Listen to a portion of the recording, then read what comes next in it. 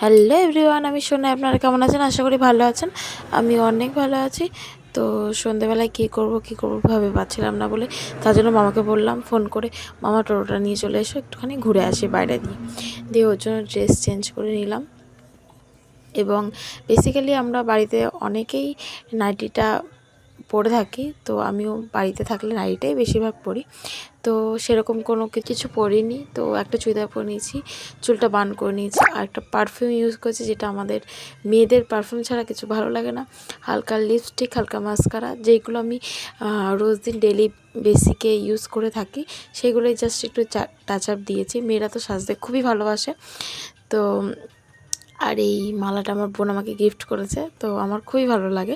তো সন্ধেবেলায় বলে একটুখানি চা খেয়ে বেরোলাম, তারপরে মামার সাথে টোটো করে বেরিয়ে পড়লাম। এবং আমার ফেভারিট জিনিসটা মোমো খেলাম।